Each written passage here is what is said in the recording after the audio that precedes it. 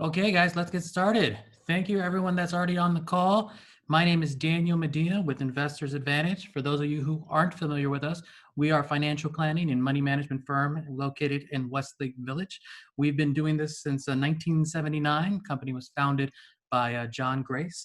For those of you who have not visited our website, please feel free and make sure you visit www.ybpoor.com. We post all of John's interviews and we have a lot of good content. John's always talking about where he thinks things are going, and you can always visit it there. Our interviews and blog posts are there, some of which have more than 10 or 20 or 30,000 views. And here comes John. Thanks so much, Daniel. Well, we've got a good one going on today, folks. So I'm glad you're here, and thanks, Daniel, for putting everything together. And then we've got Jasmine Alvarado behind the scenes, who is bearing her third child, and yet she's a very busy beaver, and she's the only female I know that went to college on a wrestling scholarship. Oh, yes, she did. So, here we go. One of the things I want to point out is, where are we headed? Now, nobody can see the future, and let's be clear about that. But you see so many people talking as though they know how this is going to turn out. I don't know how it's going to turn out, but I'm going to give you some options in terms of how it could turn out. Because I think what's going on right now is everybody's wearing their rose-colored glasses. They're all looking at the best possible condition that we've never seen before, that the economy is just going to bounce back in a great big V for victory, and we can do kumbaya and happy days are here again. It might do that, but it might not. So we should be prepared for what it might do, whether it turns out to be very, very positive or scary negative. Now, just picking up from that point, I think the decline so far this year was March 23rd. My personal opinion is we may retest those lows. And that's when the market declined about 23%, March 23rd to 2020. And we've seen the Dow and the S&P. Seems like you can't put on the news without recognizing it's another huge uptick to the market. And the gains from the low, if I'm not mistaken, are around 40%. And yet, this is where I think you might be able to see some cracks in the persona. The only market that's up right now is the NASDAQ. As of today, I think it closed up for the year nearly 8%, 7.92. The S&P, on the other hand, off 3%, 3.34, again, as of today. And the Dow off 7.9%, almost 8%. So with all of that gain, we're still in negative territory. And I think to make it really simple, we can do the math. We can talk about it in the Q&A. And by the way, please post your questions in the middle. I think you know how to do this by now. And Daniel will ask the questions of myself, along with Anthony Graves, who's on the call, about what you think or what you want to know or what you want to take on. We love your questions. But, the simple math is, if your account's off 30%, you need a 50% gain to get back to even. And I will tell you, I saw several neighbors who were well retired. These were the men of the family. And I thought they were going to cry. I mean, this is late March, early April. I've never seen them so distraught. So to my way of thinking, the only message the securities industry, or certainly the primary message the securities industry has given investors, is buy and hold and hold, sit and take it. Okay? Dollar cost average in. We can talk about how that did not work in places like Japan or even places like the US of A. But if you don't care about the money, buy all the shares you want. And if it goes, the account goes to, heck, and you're okay with that, but good, roll with it. But if you're not, there's a different way to go. So we're going to get in terms of what we have found to be the differences.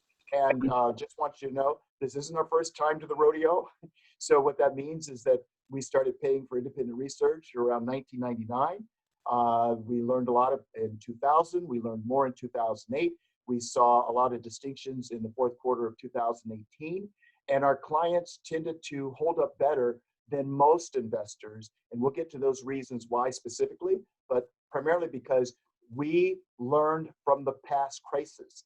We learned from the past experiences. And we constantly research and pay good money for to find out how might we better prepare our investors for the good, the bad, and the unforeseen.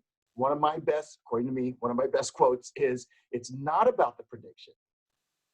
It's all about the preparation. If you're living in Southern California and you're prepared for a 7.6 earthquake that never happens, you'll be fine. And if you're prepared for one that does happen, you'll probably be able to tell the story. And that's how we want our investors to stick around, right? Not feel like they have to die because they ran out of money, but to be able to tell their own story and see that they can tell their own story because they still have the kind of money that they need. So here are some of the things we're going to cover, and I'll talk about the market, and then we'll take it from there. So we've got the introduction, what happens in a bear market, what should investors focus on, and how might companies like Clark Capital do things that can help investors weather the storm. So as I say, right now the markets are pricing in a V-shaped recovery, and I hope it happens.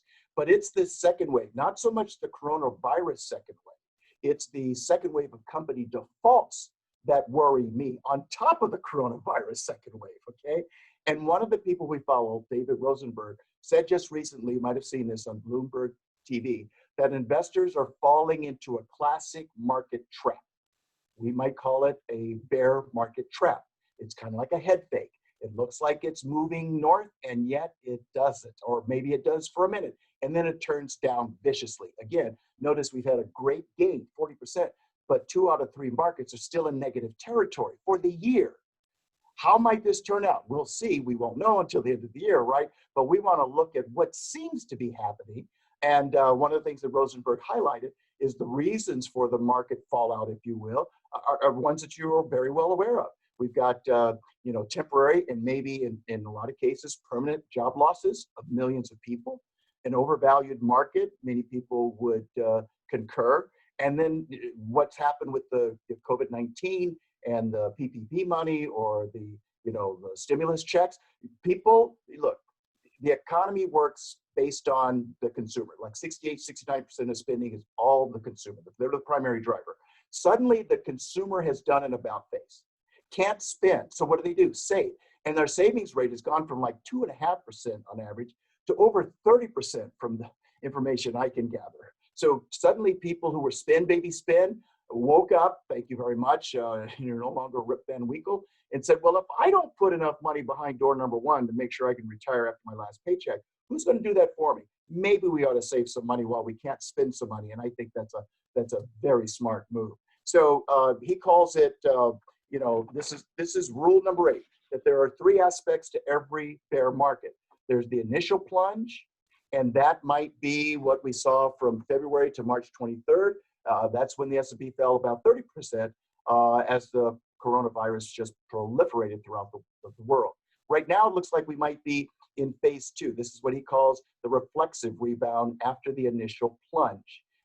So, in motion, the S&P trades about 6% lower on a year-to-date basis, and over a 1-year time horizon, the index is up over about 8%.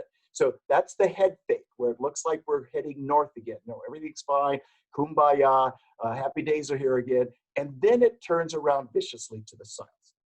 That's what he believes is in the cards.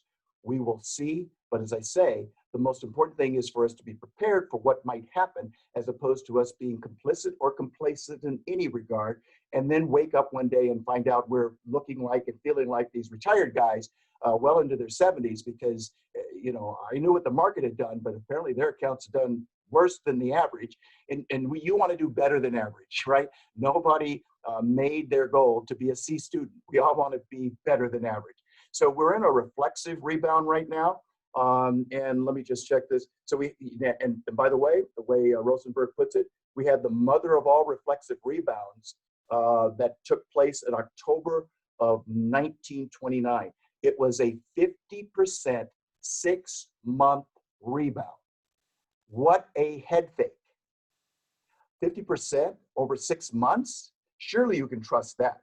And remember, if you look at it from peak to trough in about 30 months, all total, with the Great Depression 1, the stock market, that was the Dow 10, from about 1929, 1930, was off 80%. In money dollar numbers, that means if you had $1 million in 1929, by around 1931 or so, your $1 million was worth 108,000. And for those, like in my industry, who will say, well, it always comes back. Oh yeah, it did, about 25 years later. And please keep in mind, if you were an adult in the early 1900s, your life expectancy was about 57. So yeah, the market came back, assuming you didn't sell a share, assuming you didn't spend $1. How many people would do that? After an 80% loss, it came back long after you and I were pushing daisies. So that's one of the things that certainly gets my attention and makes me wonder, could this indeed happen again? So he suggests that every bull market has its pullbacks, just as every bear market has its bear market rallies. And the bear market rallies can last for several months, and they can be rather significant. Now, these are rallies that you want to rent, in his words. So I like that choice. These are not rallies that you want to own. They typically do not have a long shelf life.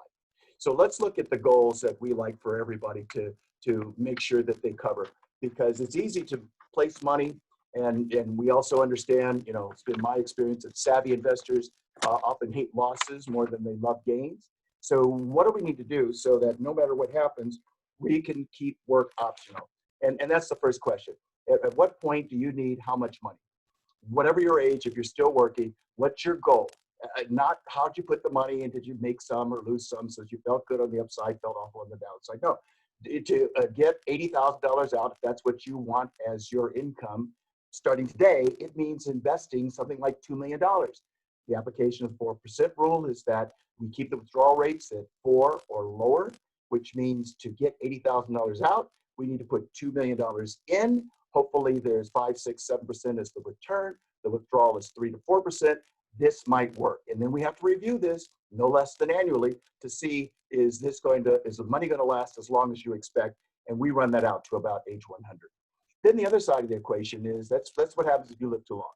We also need to look at the story from the standpoint, what happens if you die too soon? So we want each person in the household working, doesn't matter whether or not you're married. What matters is who's dependent on the other breadwinner for how much. Say I'm making $40,000 and you need all of $40,000. What it says is, don't get happy if I tell you I've got a policy at $500,000. That's half of what you need. Again, 4% rule, you need $1 million. 4% is $40,000. You might miss me, you won't miss my money. If I need $80,000 from you because that's what you were earning, and that's absolutely what I need, clearly I need $2 million on you today, and you need $1 million on me today. And that way, both of us know financially it's a non-event. Emotionally, that's different. We might party, it might be an emotionally turmoil, but I have to imagine if the finances are good, probably the emotions can be managed. And then we get to spending. Like I say, the other time we saw great savings was after the Depression. Maybe that's part of the good news that's happening with COVID-19. People are discovering it's great for the economy when you're spend, but it's not good for your personal economy. And if you're not making yourself number one, numero uno, in your priority of events, you're waiting till the end of the month where there's no money left at the end of the month. So make yourself first and save 10 to 20%. And for some of us, it needs to be over 20% of your gross every year for every year that you are working. And then you run the numbers to see what your goal is. But that's the pattern that helps people see, I can afford to stop working because I can see, and then I check annually, that there's going to be enough money behind door number one so that I can live at the same level without getting another paycheck for the next 20 or 30 years, okay? So don't be unconscious. And then, certainly look at getting a lower interest rate on any debt. Pay off all debt. This is the time to pay off debt. And please remember, with the Great Depression, our research team did research suggests that on a per capita basis, more Americans became millionaires than any other time in history. So what I'm trying to say is, while we don't like math, and we don't like history, and we don't like budgets, and we don't like the word recession or depression, who cares what those words are? Be prepared for any of those events to occur on your watch, because to the extent that you have cash and prices come down, that's the road to opportunity. That's a great bridge to buy low and sell whatever it is you get at 40, 50, 60 cents on the dollar to be able to sell it profitably sometime in the future. Very different than holding on to equity, hoping that the price comes back or praying that the price comes back. You want to have the cash to be able to buy at those bottom levels, as opposed to try to keep the accounts the same and go to heaven because the account's just going up. All right, so let's take a look at a real life example. This is one we did with clients after we looked at their goals of account value about 1.3 and their plans to retire, and what happens when there's a significant loss. Here's an interesting case study. Let's suppose you are a married couple age 65 and 62 with about $1.3 million in your retirement plans, and you want to make work optional in 4 years. You're expecting your annual expenses to run about $72,000 a year in today's dollars. And to offset inflation, you want your income to increase for the rest of your lives through age 100. When we run the probability for success, we can see that this couple's odds stand at 83%. Those are very good odds. But now let's suppose a market hurricane hits the same account. So instead of having $1.3 million, the account is reduced to $700,000. And you still need the same income at the same time through age 100. After that severe market loss, when we go back and calculate this same scenario's odds for probability of success, we see that they stand at 0. That's right, we went from 83% to 0.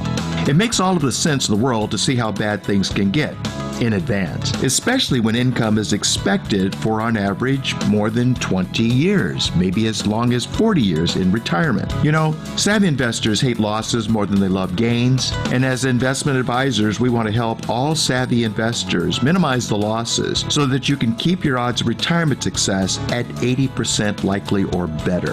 Let me encourage you to run your numbers so you can see what road your money is on. What are your odds of probability for success?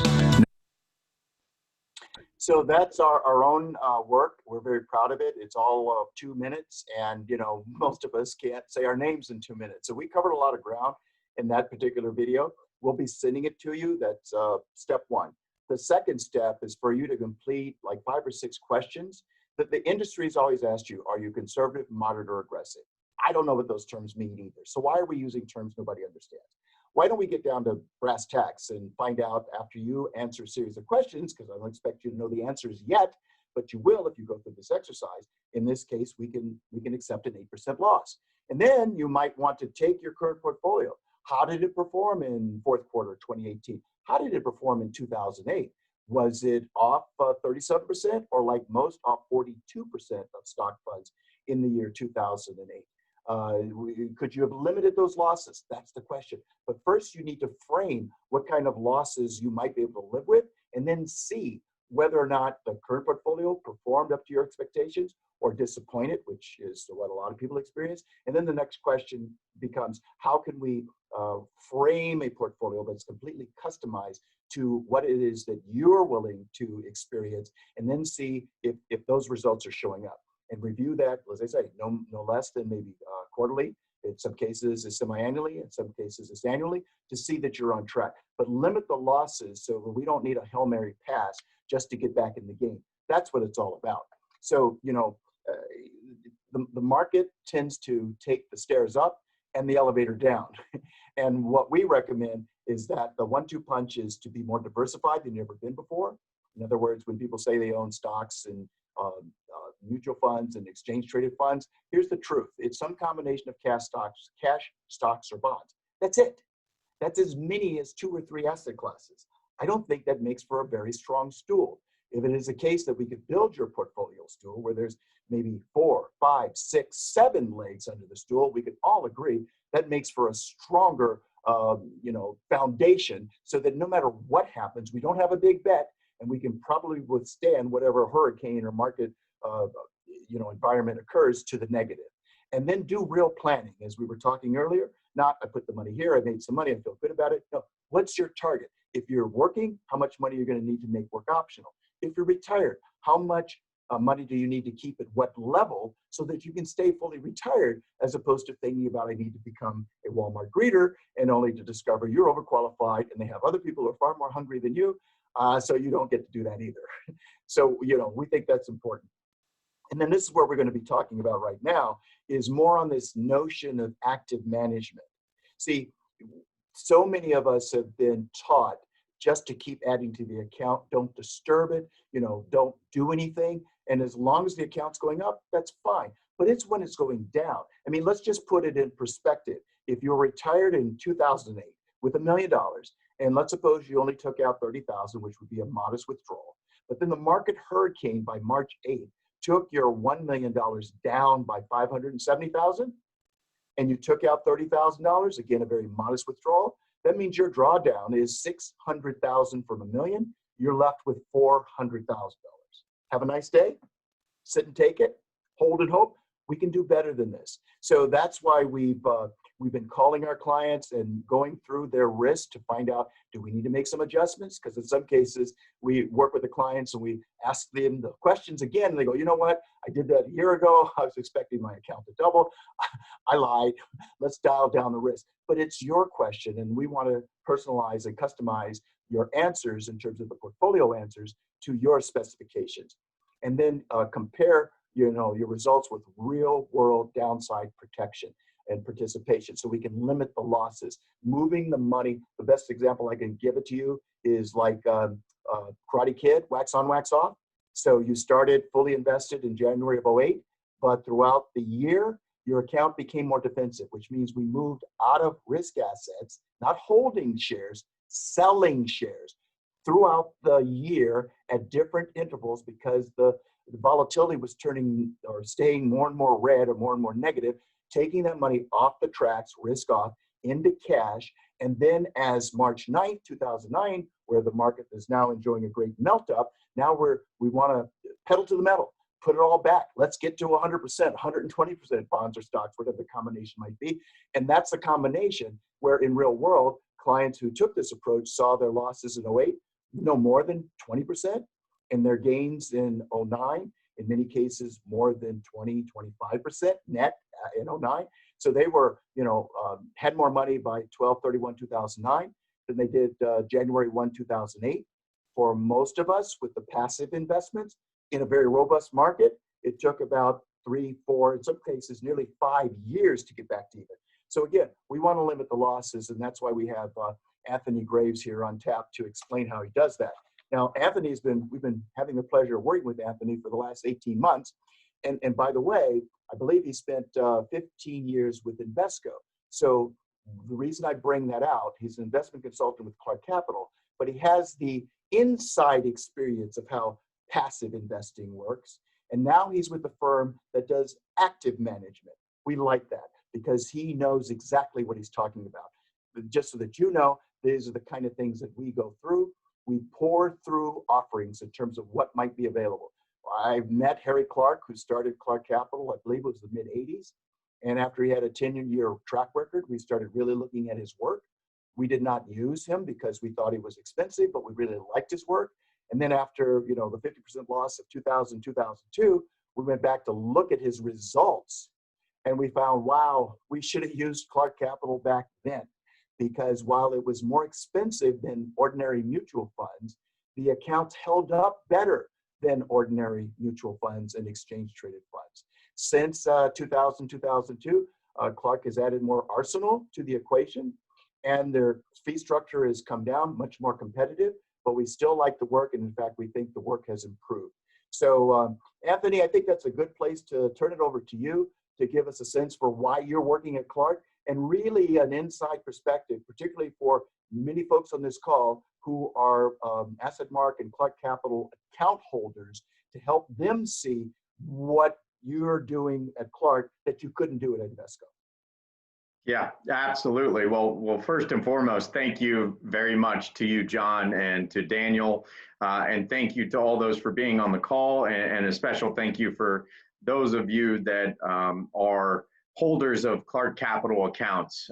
Thank you for your trust and your ongoing commitment to us at Clark Capital. So, like John mentioned, today I'm going to talk a little bit about, or a lot about, active management and kind of the difference between active management, passive management. And then we're going to dive into some of the products that we offer, and one in particular that we're going to spend some time on today.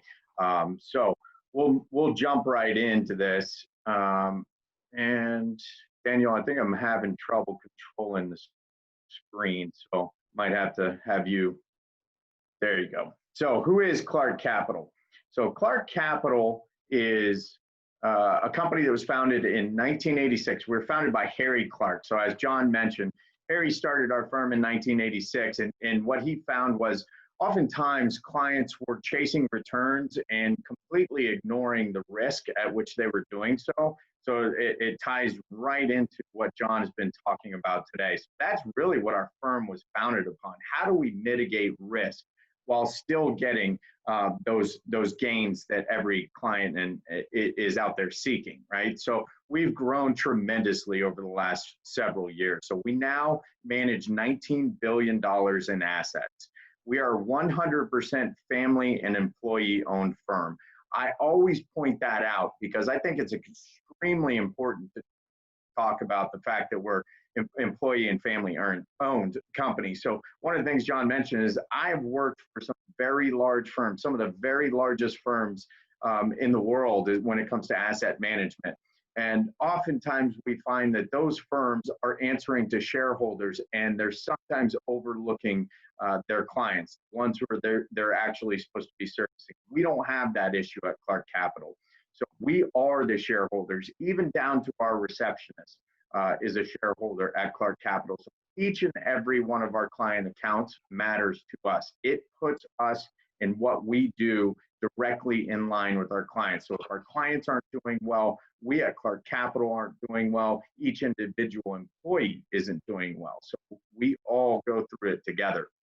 And that's why our number one goal is to do the best that we can for our clients, because in turn, that's going to help us at Clark Capital as well. Next slide, Daniel. All right, so what do we believe in? Well, we believe in meaningful diversification.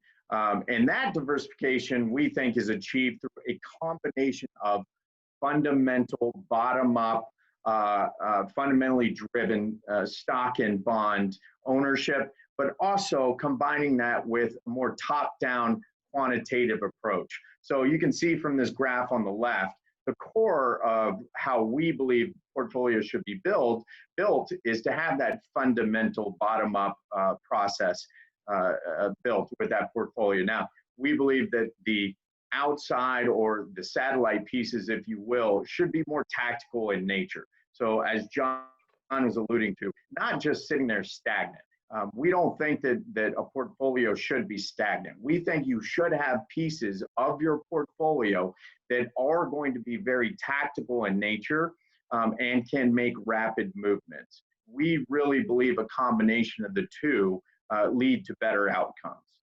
So next slide, please.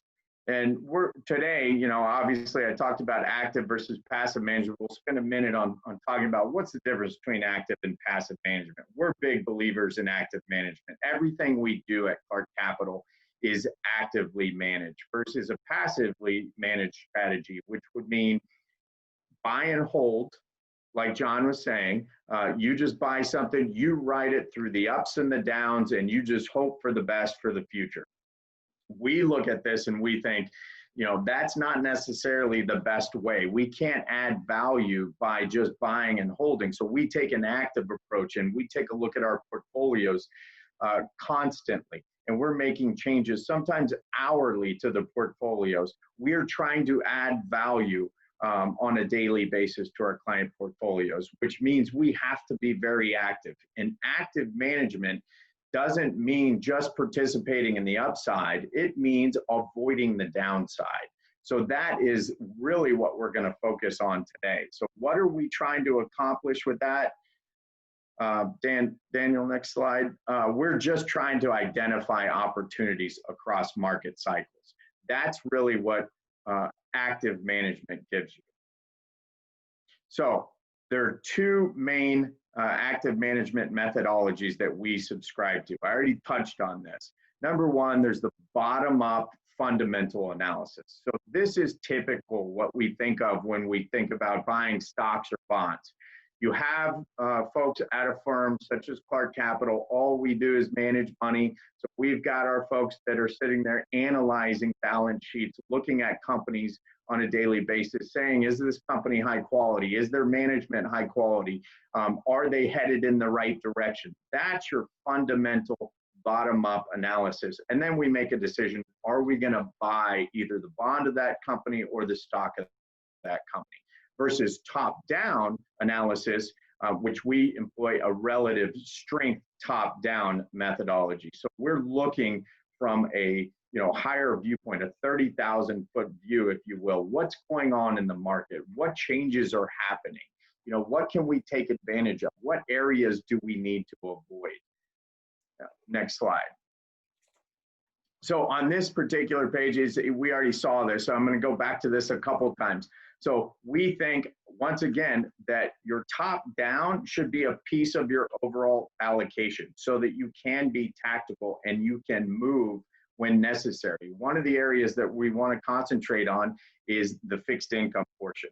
So that's the satellite piece that we're going to talk about. So why is fixed income important to take a look at today? Well, because interest rates are ever changing.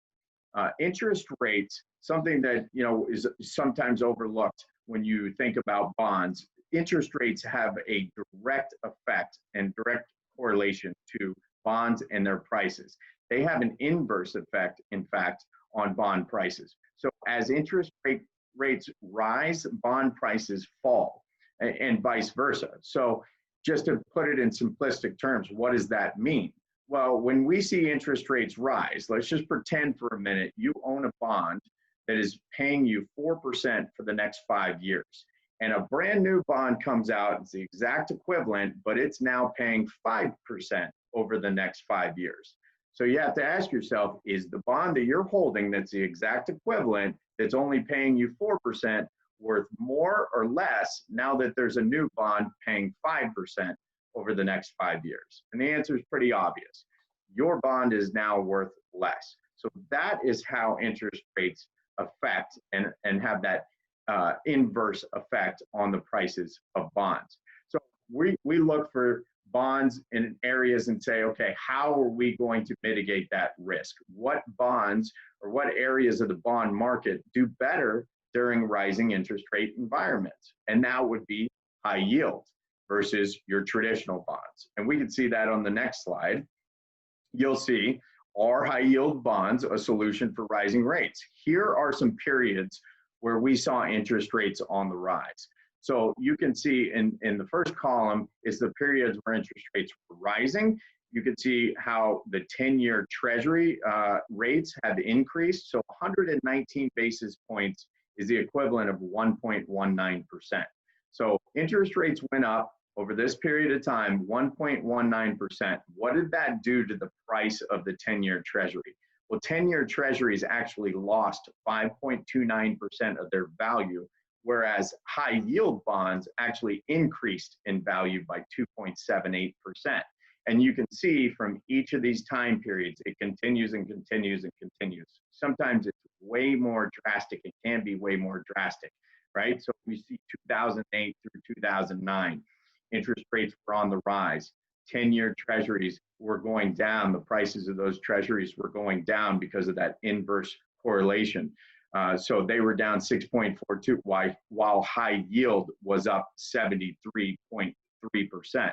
So the question is, well, why don't we just buy high yield bonds, set it and forget it, and move forward with that in our portfolio? Well, the reason is because high yield bonds are actually more highly correlated to the stock market.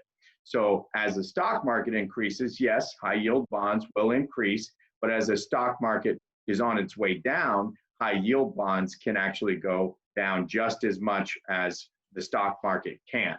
So that is a reason for not just setting and forgetting. So what are we going to do with that? And what's the problem with setting and forgetting? I think that Sir Isaac Newton actually said it best, and we've got him quoted here. He said, "I can calculate the motion of heavenly bodies, but not the madness of people." So how that relates to us in our business is, like John was saying, how difficult is it to stay in your portfolio or stay invested in an individual asset while you're watching it go down? It's extremely difficult. Now, we can tell you till we're blue in the face that if you just hold on to it for long enough, the value will come back and you will do well. But wouldn't it be smart to make the choice or have somebody move you out of that particular asset so that you don't have to experience that downside or as much downside? And that's why we employ a relative strength methodology. So why use relative strength? Well, number one, it's unemotional. So we're taking all the human emotion and interaction out of it. So you don't have to go through those periods of time and think, I can't take this anymore, just sell. It's purely quantitative. So it's a mathematical analysis. Again, no human decision going into this. There's no forecasting. We're not trying to predict what's going to happen in the market. We're using historical data. We're plotting this data on charts by the hour so that we can make the best decisions possible for our clients. So what is relative strength? There's several different types of relative strength that you can look at. Size of companies, value, beta, and then momentum. We employ momentum because historically it's given us the best chance for higher returns. Momentum-based quantitative approach to investing. That's what we do. We compare the price action of a single security or asset class against all other investment vehicles in its category. Over time, we start to identify outperforming and underperforming trends, and we seek to exploit those trends. Now, this is grounded in over 80 years of academic research. This is not something that we just came up with overnight. This is something that's been around for a long time, and that's why we choose to employ this methodology, and we're pretty darn good at it. So what are we trying to accomplish? Really what we're trying to accomplish is we're trying to unlock the potential for risk-adjusted returns using a flexible, tactical approach to bond management. Our strategy, it's called the fixed income total return strategy. So again, as we believe that as interest rates change, investors may benefit from non-traditional quantitative approach that really targets opportunities and manage risk in fixed income. So our goal, number one, deliver total return. Number two, reduce portfolio risk, and do it all by employing this tactical approach to fixed income management. So what do we use and what are we buying? Number one, we're buying high yield. Okay, so I mentioned to you earlier, you saw the returns on high yield. It is correlated to the equity market, so you can have upside returns just like the equity markets. We also use treasuries. We'll use treasuries and cash or cash equivalents. We can use these in any combination that we see fit. So we could be 100% invested in high yield, 100% treasuries, 100% cash, or a combination of two or of three. So what have we done and how have we done it recently? So just to give you an example, we started the year, because the year started off pretty good this year, we were 100% invested in high yield. That was the place to be. Our models told us we needed to be in high yield. Well, then coronavirus reared its ugly head in the United States and the market started going into turmoil. If you remember early on what happened when with the news when it hit the markets was having wild swings. One day it was up 1,000 points, the next day it was down 1,000 points, and so on and so forth. And that continued for a couple of weeks. So at that time, early on February 26th, we moved half of the portfolio from high yield and we moved it into treasuries. So now we were 50% high yield and 50% treasuries. So that happened on February 26th. Then on March 9th, as the quantitative methodology that we use signaled to us that the market was trending downwards and it wasn't really coming back anytime soon, we moved 100% of the portfolio into US Treasuries, and in fact, into short-term US Treasuries, which were the best place to be at the time. Then on March 27th, which was, if you remember March 27th, didn't feel like the right time to be going back into the market or taking risk, but we don't use human emotion. So we actually made the switch and went back 100% into high yield. So what did that do for our clients? Well, we avoided most of the downside. Did we capture some downside? Absolutely. Nobody has a crystal ball. We can't get it 100% right every single time. But the point is, we avoided the absolute majority of the downside. Now, since then, high yield has been a great place to be, and we've experienced all of the upside. So on a year-to-date basis, our portfolio is positive, and this is as of yesterday, so it's not even including today's good market. we were up 5.66% on the year, positive 5.66%. As a refresher, the S&P 500 as of yesterday was still negative 3.82%. And high yield, which we talked about earlier, if you had just bought high yield, set it and forget it, you would still be down 3.79% on the year versus us being positive 5.66%. Now, the proof is in the pudding. That's just what we did this year. John can show you our historical returns. We have done this time after time after time. Again, we're not perfect. We're not always going to time it perfectly or get it exactly right. But the point is we capture the majority of the upside and avoid the majority of the downside. So that's a little bit of how we do it and why we do it. So again, the reason why we do it is on the next slide, we'll see it's just a piece of your overall portfolio. We believe that a combination of fundamental bottom-up process should be incorporated with this type of quantitative overlooking approach and relative strength-driven methodology. So this is a portion of your overall portfolio and can help you get to where you need to be and where you want to be. Again, active management is not just about capturing the upside. It's about how well do you avoid the downside. So with that, I'm going to say thank you once again, hand it back over to John and Daniel. I believe we're going to take some questions. Good idea. Thank you, Anthony. I'm going to open up for questions here. For those of you who don't know, on your menu screen, there should be a Q&A button. If you type a question into there, that'll come directly to me. John sent you a request to turn on your camera. Good idea. The first question that came in for Anthony: what's your outlook for the rest of the year? Or Clark outlook? Yeah, so that's a good question. So we're kind of in the same boat as John. I would say we are cautiously optimistic. Now, we take two different viewpoints. We take the viewpoint of long-term. Long-term, do we think that 3 years, 5 years, 10 years from now, the market is going to be higher than it is today? And the answer is absolutely yes. On the short term, we think it's very unpredictable. We are actually anticipating another pullback in the market. And we think that there is more bad news to come, like John mentioned. We are going to see some defaults. We are going to see more and more negative news as far as the economy is concerned, and we think it is going to have an effect on the market. So do we think things are just perfectly rosy from here on out? Not necessarily. We anticipate more pullbacks, and we do think that, again, that is why you need an active portion of your portfolio, and you need to take a tactical approach when investing. And let me add to what Anthony's saying here, folks.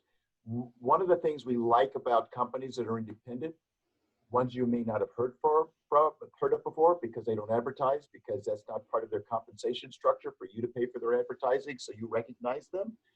And then you never meet anybody like an Anthony. You never see anybody from all those funds that do all that advertising, but you think you know the company. Let's recognize that if our company manufactured any kind of insurance product, any kind of exchange traded fund, any kind of a mutual fund, if you were to ask us about how we thought the market was, what do you think we're going to say to you? It's going up, because we have to carry the party line. But if we talk to people who are on the independent side, who don't have to tell you what management has told them to say to you, they might offer you an opinion. Not a two-fisted opinion. Well, on the one hand, on the other hand, no, here's what we think. But more importantly, we're willing to be wrong. We want all of the melt up to the upside, but we want as little of the downside as we possibly can manage. That's the whole point. And that's what I'm saying. The industry, for the most part, has one message for everybody 100% of the time. And yet your situation changes. For the grandfather or whoever was at $1 million in our hypothetical situation, instead of being at $400,000 after the market's off 57% and you took out a modest $30,000, you'd rather feel like you're still in the game if your account to the downside was off 20%, because that means from $1 million you're down to 800,000. Might get back to $1 million, but from 400,000 back to $1 million, I don't like those odds. So I appreciate you for your candor, and that's one of the reasons we like working with independent companies, where you can actually get, you can hear their opinion, as opposed to what the boss tells them to tell you, that everything's just fine. Pay no attention to the man behind the curtain. Excellent. I got a couple questions on fees here, so I'm going to ask this in a kind of a two-part question. One, are fees higher for your clients, Anthony, versus other active managers? And how are other portfolio managers paid? Okay, so it's a very complicated answer, and it's easy to generalize there. So the problem is every manager is a little bit different in how we charge fees. So our fees are, I would say, in line with the rest of the industry for what we do. How are our fees charged? We charge a flat fee. So we don't add on additional fees for each and every trade that we make for our clients. Some firms do. So, it's a tough question to answer because, it's not apples to apples. There are different strategists, different managers, they charge in different ways. But the way we charge is very transparent. It's a flat fee. There's not ongoing expenses other than that flat fee that you have to pay. Was there something else I missed, Daniel? How are other portfolio managers paid? So I believe we're talking about mutual funds or exchange traded funds.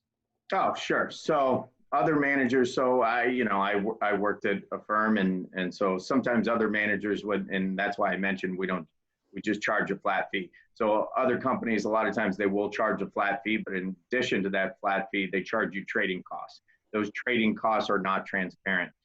Those trading costs are built in and taken directly out of the performance. So you have to really dive deep and look into the fine print to find out exactly what you're being charged. You will see a flat fee for most companies. Here's what our flat fee is. But then there's a lot of other expenses baked in that you don't actually see that come out of the performance of the strategy. And I really can't speak for anybody else. It wouldn't be right of me to speak for anybody else because I'm not privy to exactly how anybody else charges those fees. And that actually would be something to sit down and talk with John about, because that's why he's your financial advisor, right? That's what you have him there for. He provides that transparency for you. Yeah, and let me jump in here that's Daniel's our main math man. So we compare fees. We want people to see all of the expenses. Most of our peers don't bother to do that. They just don't, or they don't know or can't tell the whole truth. It's kind of interesting. But let me see if I can put it in perspective, because Daniel and I had a very interesting conversation after 2008 with a physician on a $3 million account. And he is confident that this very inexpensive set of mutual funds, the total fee was 1%. Now, we can live with that. And so he said, you charge more. And I said, well, let's suppose it's twice as much, 2%. Oh, well, that's too expensive. Okay, doc, I don't want you to think I'm being flippant, but sometimes, sir, you get what you pay for. Well, what do you mean? Well, you were paying 1% on a $3 billion account. Market's off 37%. Your portfolio was off over 40%. Let's just stop at 40. So from 40% negative to 3 million, that's what, 1.2? From 3 million, that leaves you with 1.8. Is that okay by you? Let's suppose, remember I said to you, 20% after costs. So suppose our combined fee is 2%, just to make it comparative. The fair comparison. So, we charge twice as much, but now instead of being off 42%, your account's off 20%. So that's what, a decline of 600,000 on a million, which means you have 2.4 in your bottom line, to your bottom line, as opposed to 1.8, where you paid half as much. And the difference to your bottom line is about what? $600,000. So yeah, sometimes you have to pay more to get more. And let's understand, as far as I'm concerned, if you have a passive account, it should be cheaper. They're not doing anything. If you have an active account, all things being equal, it should be fairly charged, but it's probably going to be more expensive because they're doing more. But at the end of the day, after accounting for the cost, if we're just talking about cost alone and the market's going through the roof, yeah, you want the cheapest you can get, but that's not what you're worried about, at least not our clients. Our clients are worried about the market going through the floor and taking their life savings with it. So that's why we have a standard practice of helping people assess their risk and then putting the client's money in places where the portfolio becomes less aggressive, becomes more conservative as things go awry. And in the old days, we could only do that with $250,000 or $1 million. Now we can do the same work with accounts. In some cases, the minimum's $25,000. There's still some at 250 or 100 or a million, but the industry has, some of the industry has evolved. Most of the industry is still operating like you have to drive a 1946 Buick, because the portfolios that were designed in the 40s have not evolved, are not using any technology. They're still doing the same old thing. So, you know, those of us who've been in the business 40 years, the truth is, we've been in the business 1 year and we repeated the same story 40 times, okay? And we're trying to make you feel that's impressive, and I'm saying it's not. The industry never comes to their investors after a 2000, after a 2008, after a fourth quarter 2018 and say, hey, let me show you some things that we didn't talk about before. You know, we didn't see that one coming, but it might happen again. What can we do so that your account doesn't go down like the Titanic? Thanks, guys. I want to say one thing about fees, because I look at fees a lot for our Please. clients and for accounts that we're looking at for prospects. They're very complex in our industry, and they're layered. So it's hard to see exactly what you're paying. So any of our clients on the call or anybody that doesn't work with us, if you want to look exactly what your fees are, please let us know, and we're happy to kind of delve into what your actual fees are. Like I said, they're almost always layers. So there's manager fees, there are mutual fund charges, there's trading expenses, and it's very hard to pull out. And to Daniel and Anthony's point, what a lot of people do is bring the perspectives. Well, let me show you the fees. That's not the whole story. Like Anthony talked about, so those transaction fees that are never disclosed. Well, we pay for a service that helps us see those expenses, but they're not going to reveal those expenses because they change from 1 year to the next for whatever reason. But as I say, it should be apples to apples. We should be able to discern all the fees and show the results net of fees. And that's what's so important here. But again, keep in mind, you know, 2% versus 1%. If it saved me $800,000, I will say that was a fee worth paying. Excellent. Next question. Anthony, on average, what percentage of Clark Capital accounts are in high yield bonds? So I think that maybe the best way to answer that question is to talk about the strategy that I was focused on today. So the strategy that I was focused on today, I will just say historically, that strategy has been 80% of the time invested in high yield bonds. So 80% of the time, if you own that strategy, 80% of the time you are in high yield bonds. Now, remember what I said, that is a portion of your overall portfolio. That is a portion of your overall allocation. We are by no means suggesting that that should be 100% of anybody's portfolio. So I think the answer is twofold. Number one, if you own that strategy, 80% of the time you're going to have exposure to high yield bonds. Number two, if you have assets managed or you're a Clark Capital client, then I would tell you that most of our clients, the vast majority, about 90%, are going to own that strategy. So in what form or fashion, what percentage, that is going to vary from client to client. So I would tell you 90% of our clients do have high yield bond exposure through this particular strategy. And 80% of the time we are in high yield.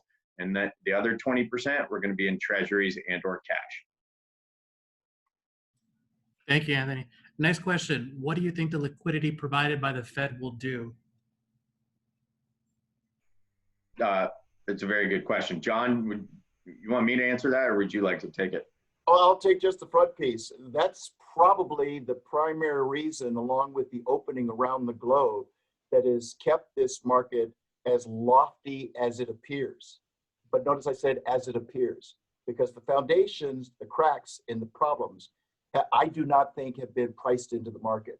But in the short term, the Fed has stepped up. They've thrown everything into the equation, including every kitchen sink they can find to throw into the equation, to forestall a recession and a depression. We'll see if that plays out, but that's what I think has been happening so far. Your turn. Yeah. So from our viewpoint, really what a lot of the most of the liquidity was earmarked for was for the fixed income market, for bonds in particular. So it was to hold up the bond market. It wasn't necessarily meant to, have stocks take off like they did. What that liquidity was meant to do was to add stability to the bond market, to make sure that people's bonds weren't defaulting, because that's supposed to be our safe money. So we think that money did that.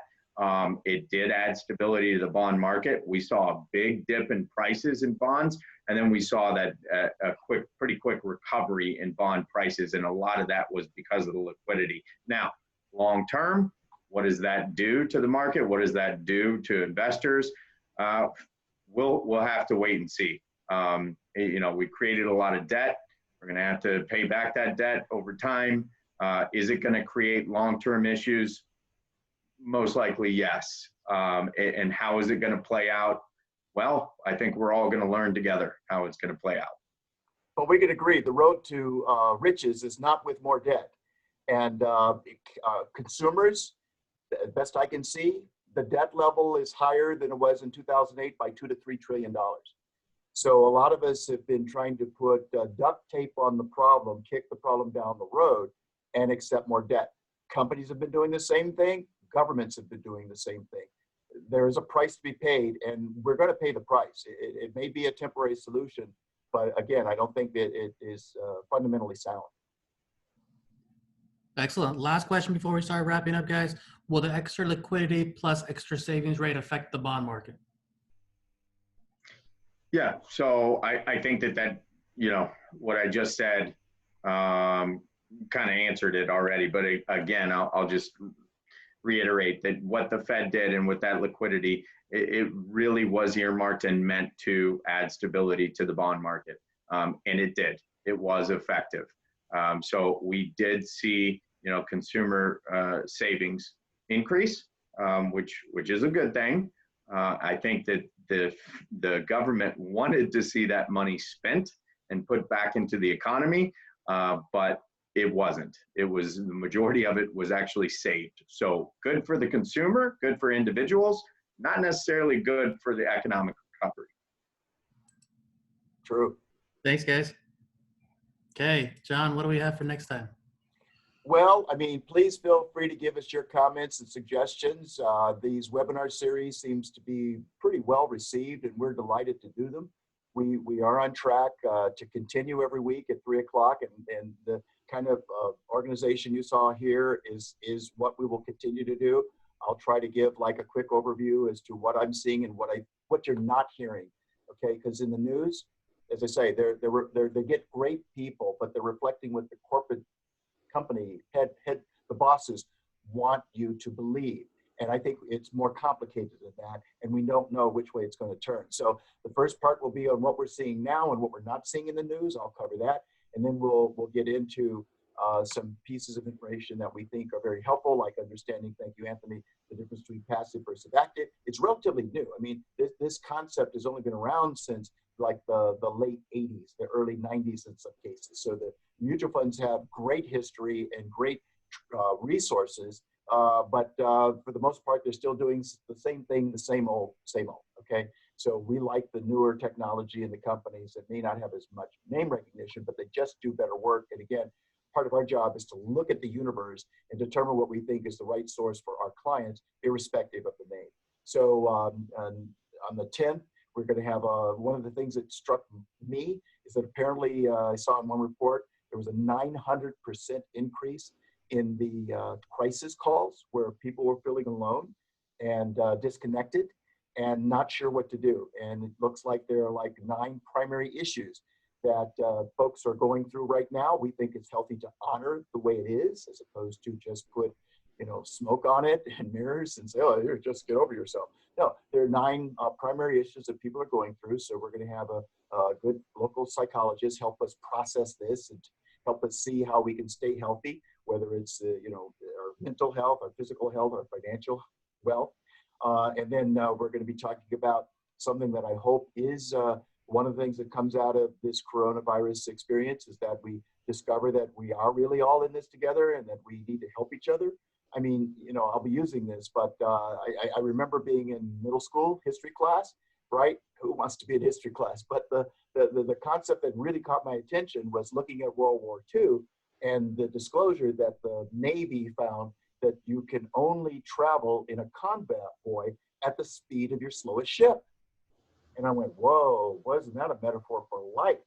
That's really interesting. I think it is. So I hope we're learning that we have to help each other and take care of each other. And by the way, life expectancy in the US of A is moving backwards. And I would submit to you, because we, unlike the other developed countries, aren't doing nearly the same quality of work relative to our healthcare for those who do not have healthcare insurance and do not have money to pay for healthcare insurance.